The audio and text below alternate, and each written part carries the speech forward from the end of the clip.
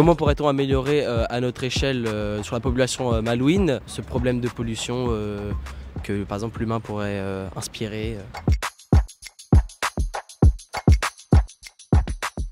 Ce que je veux, c'est informer les gens de ce qu'ils peuvent faire à leur échelle. Là, on parle du citoyen. Ce que le citoyen peut faire à son échelle pour essayer d'améliorer les choses.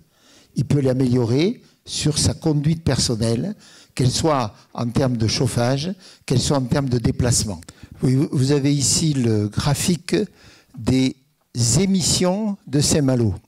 Alors, par rapport à la question qui a été posée, eh bien, quand on veut essayer de régler un problème, on va regarder, alors je ne vais pas détailler, hein. Par exemple, si je prends les PM 2,5, on s'aperçoit que le point le plus crucial sur lequel on peut agir, c'est le point violet, 51% des émissions, et c'est le résidentiel. Et si je vais encore, si je focalise un petit peu sur ce résidentiel, on s'aperçoit que 80 à 85% des particules issues du résidentiel proviennent du chauffage au bois. Moi, je ne dis pas qu'il faut arrêter le chauffage au bois.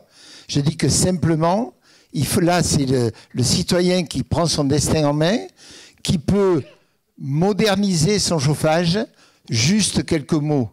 Ce qui pollue le plus, c'est la belle cheminée grande ouverte ou l'insert qui est vieux. Ce qui pollue le moins à titre personnel, c'est le poêle à pellets moderne. On pourrait faire la même chose. Si je rends maintenant les oxydes d'azote, vous voyez bien que là, vous pouvez tous agir. C'est le trafic qui me fait les oxydes d'azote. Plus vous circulerez avec ce qu'on appelle des mobilités douces, avec des moyens qui sont mis en place par les collectivités, des pistes cyclables, des trucs de covoiturage, je ne vais pas rentrer dans le détail, plus vous agirez pour améliorer la qualité de l'air.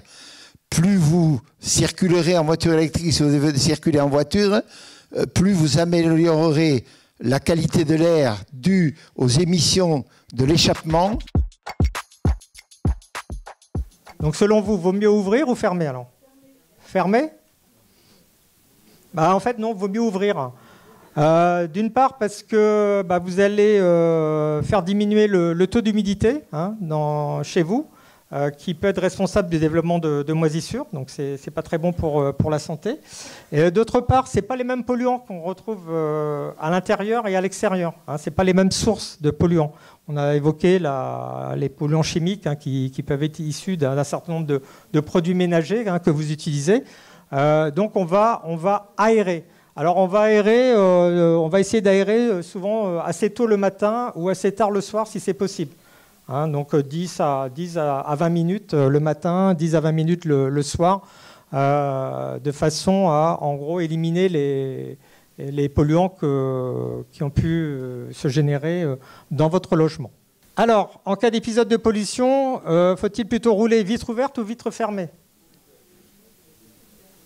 Vitre fermée? Vaut mieux pas rouler. Oui, à la limite, vaut mieux pas prendre sa voiture, effectivement, si c'est possible.